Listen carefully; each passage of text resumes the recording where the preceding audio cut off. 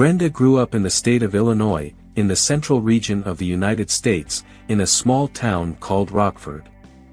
Her parents were farmers and had a small plot where they grew corn. Life in the countryside was simple, but there was no shortage of love in the family. Brenda was the youngest of 3 sisters and was always the most dedicated to her studies and farm work. At the age of 18, Brenda decided to pursue her calling to care for people and enrolled in the nursing school at the University of Illinois. It was a difficult decision to leave her family and life in the countryside, but Brenda was determined to pursue her dreams in the big city. During university, Brenda always stood out for her dedication and empathy towards patients. It was during this time that she met Edward at a college party. Edward was studying business administration and was a successful student, always surrounded by friends and admired by everyone. Brenda was captivated by Edward's charisma and friendliness, and they soon started dating. On their dating days, when the lights of the city of Chicago mirrored on the waters of Lake Michigan and they sat together, observing the silhouette of skyscrapers under the starlight, Edward would always confide his fears and dreams to Brenda. On one of those nights, he expressed a particular fear that caught her by surprise. "Brenda," he began, his voice muffled by the gentle sound of waves breaking on the lake shore. "I need to tell you something important." Brenda looked at him, Edward's gray-blue eyes reflecting the seriousness in his expression. "Of course, Edward. You can tell me anything," she replied, holding his hand firmly. Edward took a deep breath, gathering the courage to express his deepest feelings. I don't want to be a father. I don't think I'm cut out for it, for the responsibility of raising a life. I don't want to disappoint you, but I think it would be unfair to you if I didn't tell you this now." Those words caught Brenda off guard. She had always imagined that one day she would have children, but she had never deeply thought about the matter. The decision seemed so distant, so irrelevant to that moment in their lives. For a moment, she found herself torn between the man she loved and a hypothetical family she had never really considered. "Brenda, are you okay?"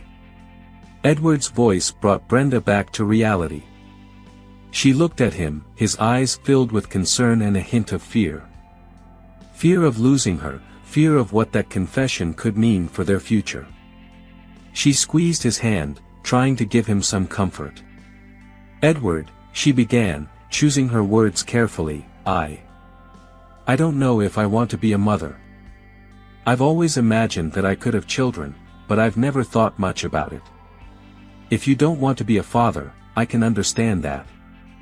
And I think I can agree that we won't have children." Edward looked at her, surprised by her response but clearly relieved. They embraced each other, promising each other that the decision they had made that night would not affect the love they shared. And for many years, that promise held true, until the news of Brenda's pregnancy changed everything. Edward landed a job at a large commercial company after graduation, while Brenda started working as a nurse at the Chicago General Hospital. They got married and moved into a cozy apartment in the city. The tranquil routine of the couple, Edward and Brenda, changed drastically on a gray autumn afternoon in Chicago.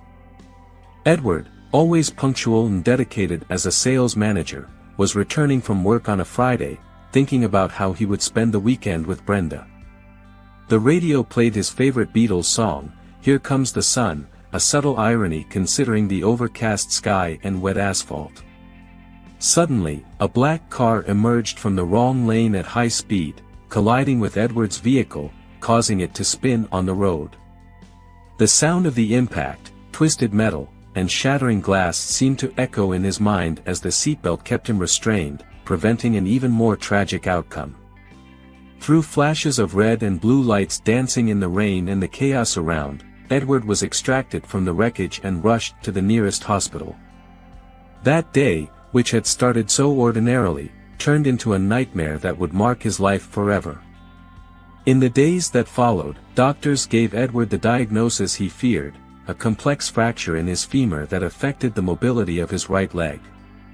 He would need to wear an immobilizing boot, use crutches, and undergo months, perhaps years, of physical therapy to regain the ability to walk unassisted. However, the hardest blow was hearing that his career as a sales manager, the career he valued so much, was no longer viable. He could no longer travel, visit clients, or endure the exhausting routine of an office. Brenda, always Edward's anchor, took on the role of breadwinner. She increased her hours at the hospital, dedicating herself to long and exhausting shifts, while Edward struggled to accept his new reality that now relied on government subsidies.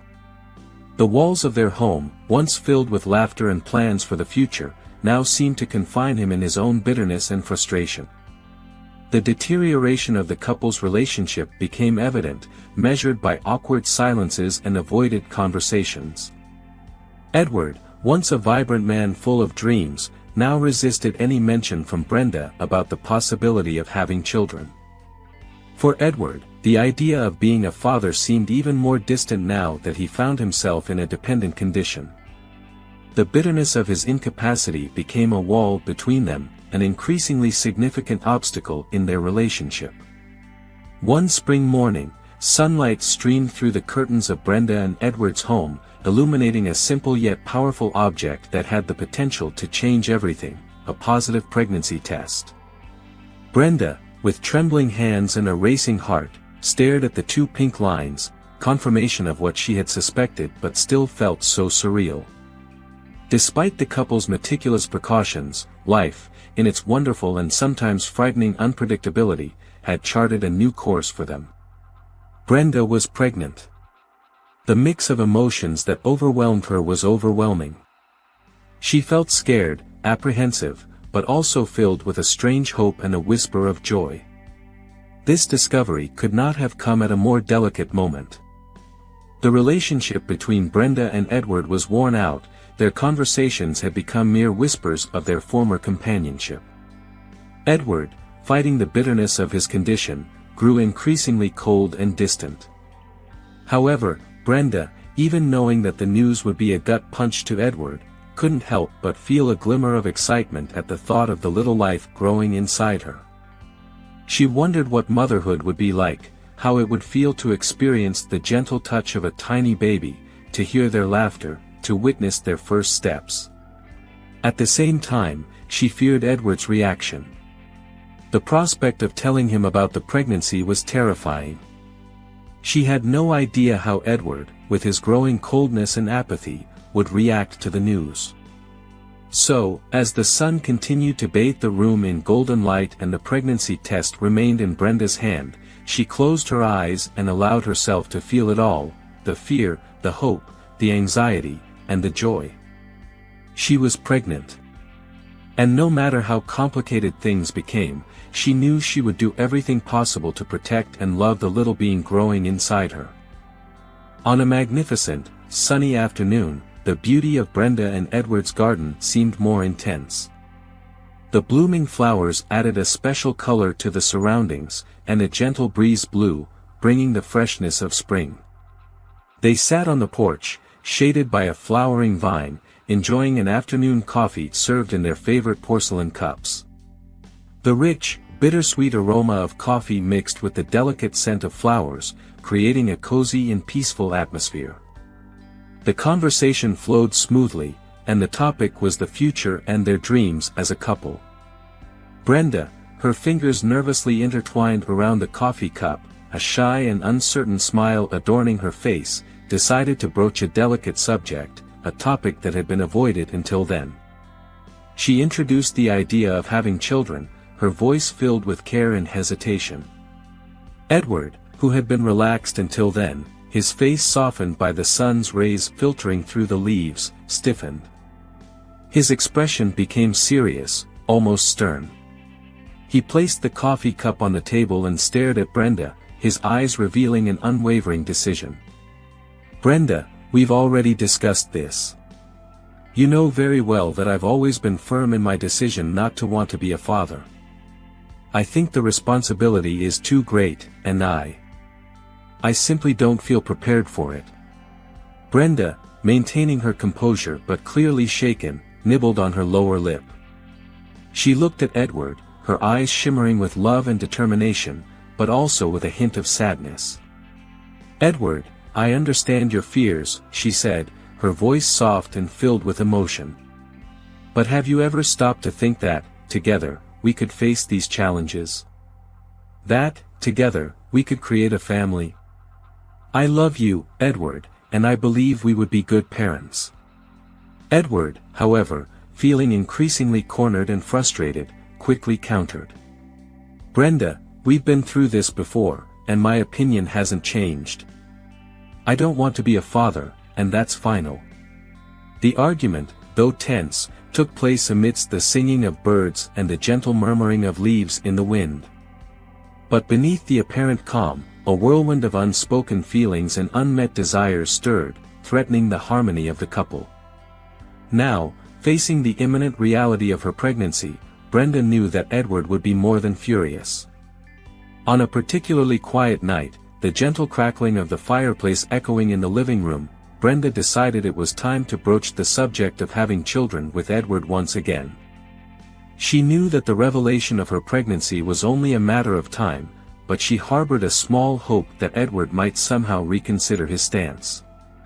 Seated on opposite sides of the couch, after a silent and tense dinner, Brenda gathered the courage to start the conversation. Her voice, initially trembling, grew stronger as she spoke. "Edward, have you ever stopped to think that maybe our relationship could benefit from a change? That the arrival of a child could bring us even closer and give a new purpose to our lives?"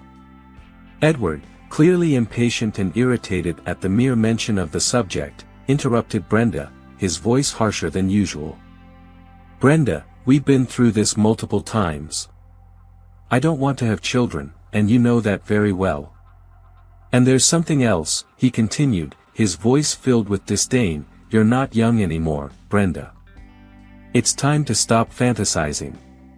Your time has passed. You should focus on taking better care of yourself and taking care of me. You go around with messy hair, without getting yourself ready, and the house is always a mess."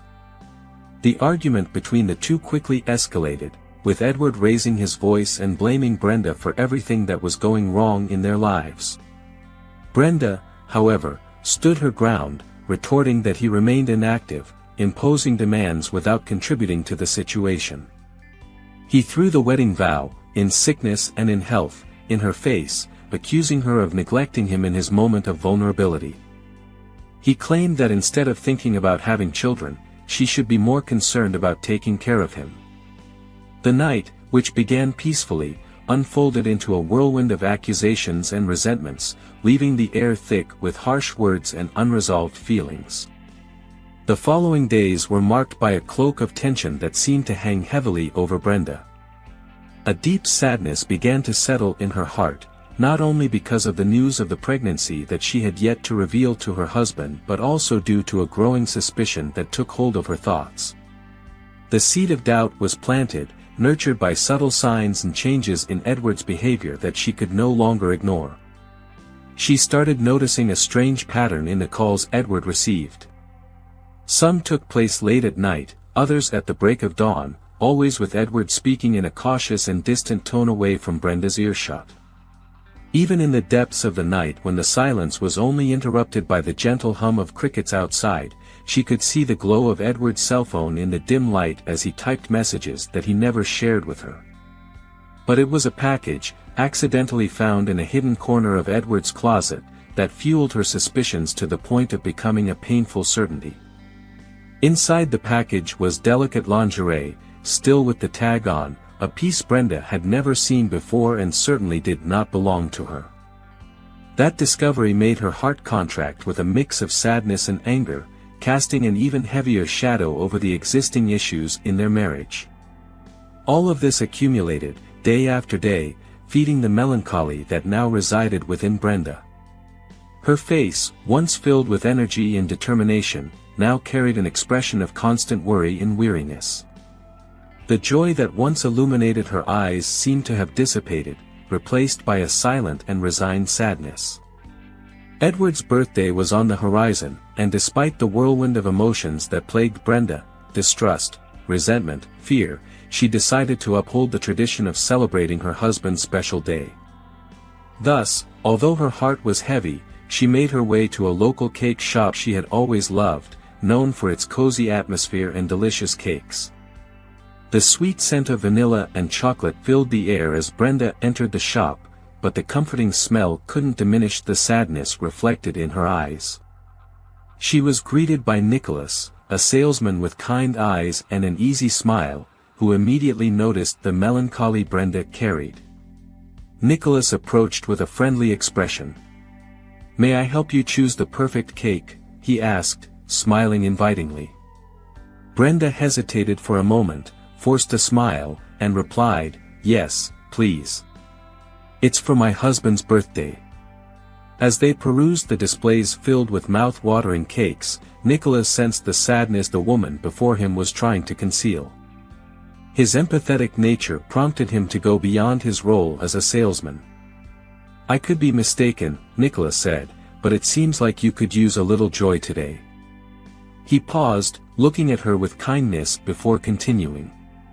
"I think this chocolate cake with ganache filling would be perfect.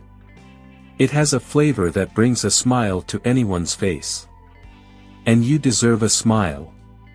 Though Brenda maintained her calm facade, the understanding and comfort Nicholas offered were a balm to her wounded soul. His gentle words, the well-intentioned joke about the power of chocolate, managed to elicit a shy smile from her, the first genuine one she had given in a long time. On an exhausting afternoon following a particularly grueling shift at the hospital, Brenda felt that it was time to confront her fears and insecurities. The weight of uncertainty seemed to be growing heavier, and the silence of her own conscience became deafening. With her heart pounding in her chest and her hands cold and trembling like a leaf in the wind, she picked up her phone and dialed Edward's familiar number. "Edward," she began, her voice meticulously controlled to hide the turbulence of emotions behind her words. "My shift at the hospital is going to extend into the evening. We have an emergency, and I need to stay. Don't wait up for me." On the other end of the line, Edward responded with a tone of indifference that Brenda had come to recognize. "Okay, Brenda. Take care. See you tomorrow." She hung up the phone, leaving an empty silence around her. Then, Brenda drove her car to a discreet spot on the corner of their street, where she could observe their house without being noticed. As night fell and the street became a tangle of shadows, Brenda saw something that made her heart stop. Edward, her Edward, who had been bedridden and struggling with mobility since the accident, was leaving the house. And most shocking of all, he was walking. Walking without crutches, without limping, without an immobilizing boot, with an ease she hadn't seen in years. He stopped on the sidewalk, signaled, and a rideshare car pulled up beside him.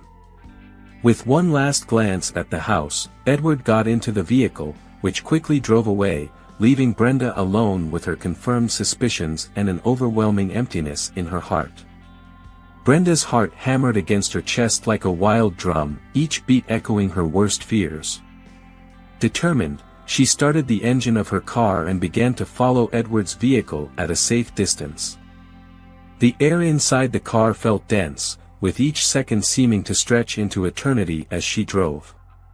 The rideshare car Edward was in stopped in front of an upscale restaurant in Lincoln Park, a place that shimmered with soft lights and a distant whisper of laughter and conversation.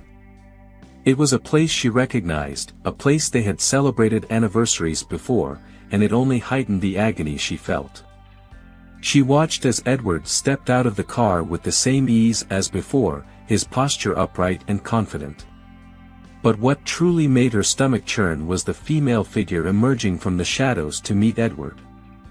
A woman with blonde hair that glowed under the restaurant lights, elegantly dressed. The sight of that beautiful and unfamiliar woman meeting Edward made a knot form in her throat. Their greeting was more than friendly, a passionate kiss, filled with a kind of intimacy that made Brenda feel like an intruder. The sight was like a punch to the gut, making the ground feel like it was crumbling beneath her feet. There she sat in her car, watching her life unravel before her eyes. Fury filled every fiber of Brenda's being, boiling in her blood like scorching lava. She waited, hidden in the silence of the night, until the couple left the restaurant. She discreetly followed them, maintaining a safe distance until they arrived home. Upon seeing them arrive, Brenda stepped out of her car, her face flushed a dark red with anger and disgust. Her words pierced the quietness of the night, coated with bitter sarcasm. "Happy birthday, Edward." Edward stared at her, his face expressing nothing but surprise and a hint of nervousness. "Brenda. Weren't you supposed to work an extra shift at the hospital?" Brenda's voice rose, her words flying like poisoned arrows. "Edward, how could you do this to me? Betray our trust and still pretend to be sick," she exclaimed, pointing an accusing finger at him. Edward looked at her, a bitter smile forming on his lips. "The house is mine, Brenda. If you don't like it, you can leave. I'm not going anywhere." Desperation and sadness consumed Brenda, and tears streamed down her face. "I paid every installment of this house while you lied about your condition. Doesn't that count for anything?" she argued, her chest rising and falling rapidly. Unfazed, Edward simply shook his head. "We got married under the partial property regime, and I bought the house before the marriage. It's mine, end of story." All that scene had unfolded in a storm of chaotic emotions, but Edward's lover was like the eye of the storm, a silent and static presence observing the destruction around her. She was there, yet almost in the background, her wide eyes fixed on the verbal dispute unfolding before her. The shock written on her face mirrored the emotional devastation that was unfolding. Then, like lightning cutting through the darkness, she intervened, breaking her silence with a venomous accusation. "You lied to me too, Edward." Her voice, though shaken, was filled with bitter accusation, a belated reflection of a painful understanding. She continued, fists clenched in frustration and disappointment. "You said you were a renowned surgeon. And I. There was a pause, and she seemed to swallow hard before finally exhaling the final confession. "I can't believe I was so naive." Her final words hung in the air, an almost inaudible whisper that seemed more directed at her own self-recognition than anyone else present. It was the sound of her castle of illusions crumbling, a silent admission that she too had been a victim of Edward's manipulative game. In an explosion of raw emotions, Edward's lover burst into tears, her sobs echoing in the silence of the conflict. The door closed behind her with a muffled thud, leaving only Brenda and Edward in a room now filled with tension and bitterness. They locked eyes, their gazes crossing the space that now stretched between them, a space filled with unspoken words, revealed truths, and shattered trust. The atmosphere was heavy, almost tangible, and seemed imbued with a dense cloud of sorrow and resentment that threatened to suffocate them both. Brenda felt the ground sway beneath her feet, a sense of dizziness washing over her as she tried to absorb the reality of the situation. She was disoriented, as if she had lost her way in a wild storm. But amidst the tempest of emotions, a growing determination took root in her heart. She knew she could no longer stay in that place, in that house that now felt strange and cold. But unlike Edward, she had something beyond herself to consider. Looking down, she placed her hand over her belly, the physical sign of the secret she had not yet shared. "I have to go, Edward," she said, her voice firm despite the lump in her throat. "And I'm not doing this for me. I'm doing it, for us," she said, her hand still over her belly.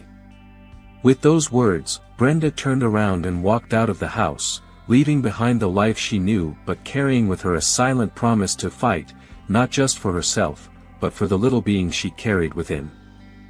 The next morning, Brenda woke up with a heavy chest of conflicting emotions and a tumultuous mind. Her once peaceful and predictable life seemed to have crumbled overnight.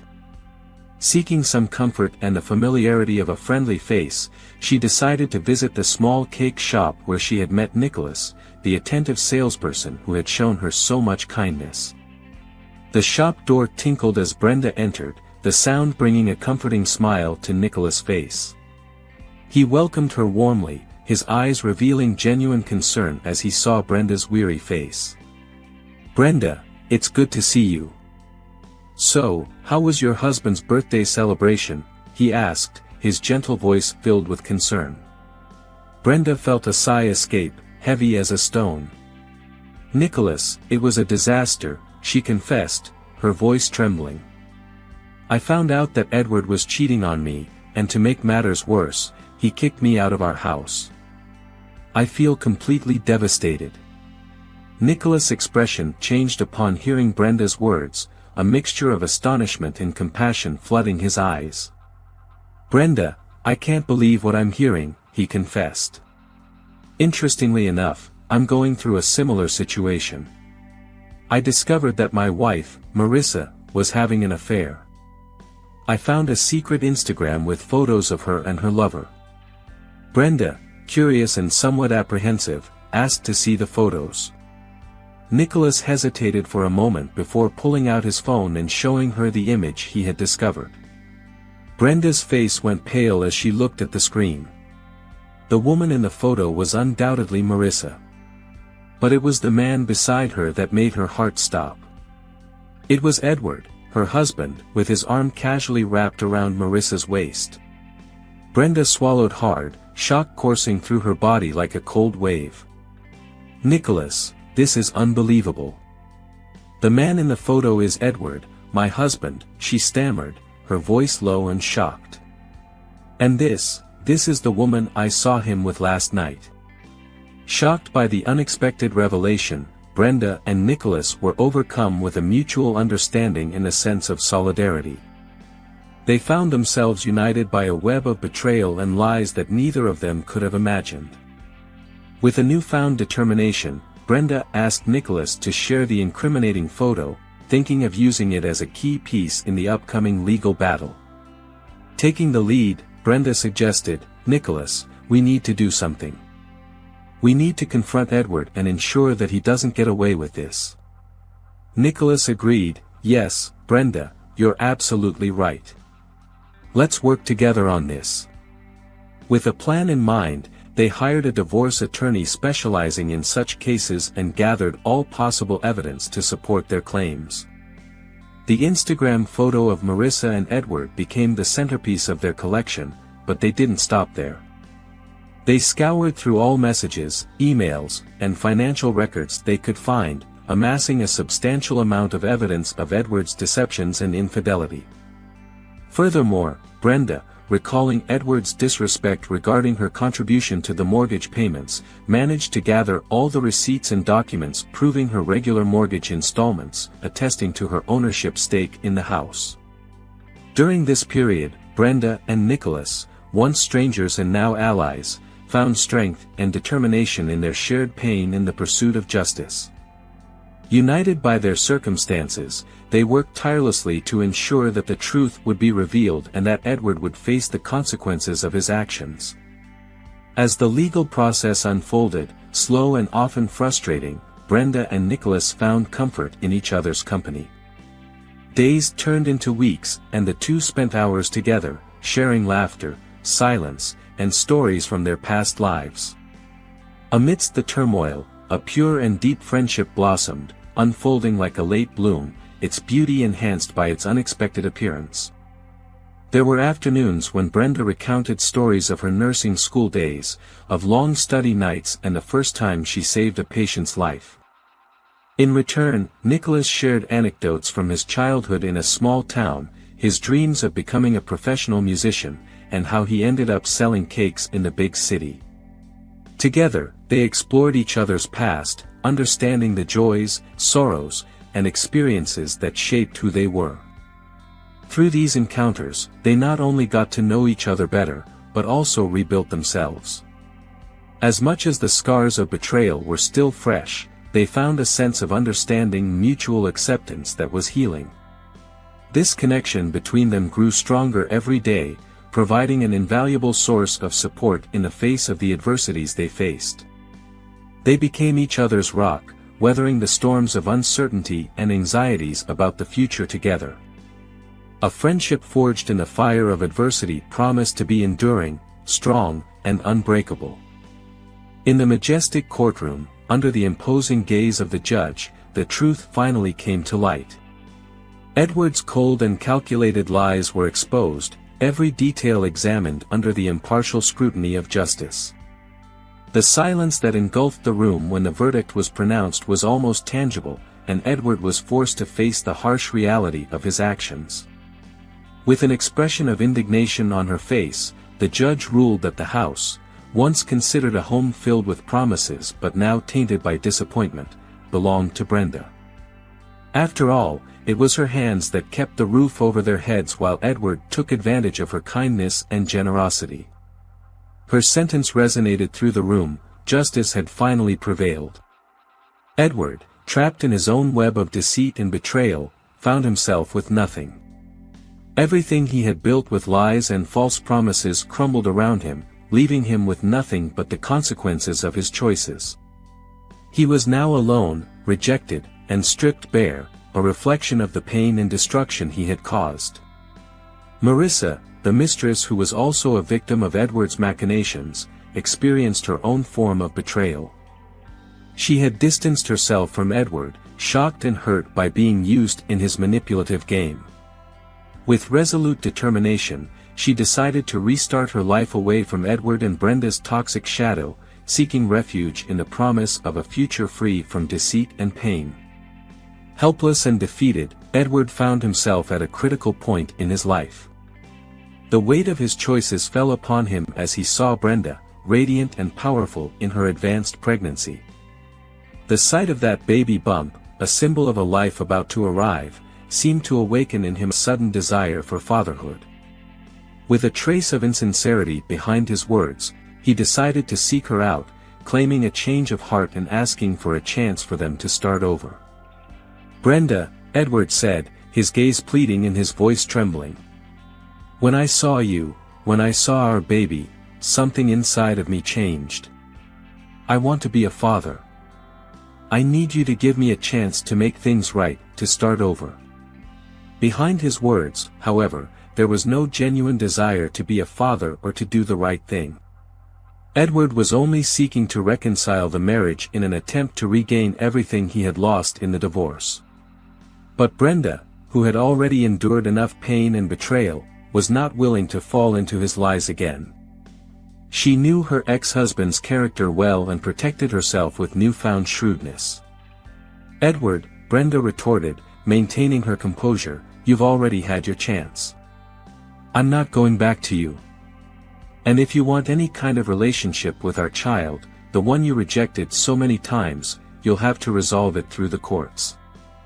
I don't trust you, and I won't allow our child to be affected by your irresponsibilities." Brenda and Nicholas, thrown together by a tangle of painful circumstances, had found in each other a safe and sincere refuge. The bond they forged, first in adversity and then in solidarity, slowly began to blossom into something deeper and more beautiful. Over time, their pure friendship connection transformed into a calm and resonant love, evolving from friends to a couple in love. Despite the challenges posed by Brenda's baby's arrival and the turmoil left in their lives by their respective divorces, Brenda and Nicholas remained side by side. They supported and helped each other in rebuilding their lives, facing each new difficulty with resilience and tender devotion to one another. Brenda and Nicholas's shared journey is an ode to the resilience of the human spirit, a testimony to the fact that even in the depths of betrayals and challenges, love and friendship can be found. These bonds, once formed, can sprout, flourish, and lead to new beginnings, to a more harmonious and joyful life. Together, they discovered that the path to a happy future and a solid relationship is built on the foundations of honesty, mutual support, and understanding. In the end, they grew stronger not only as individuals but also as a couple united by shared experience, learning that true connection is born from sincerity and mutual respect. And what about you? What would you do in Brenda's place? Let me know in the comments. Don't forget to leave a like and subscribe to the channel. I'm sure this story that is appearing on your screen will also move you. Until the next video.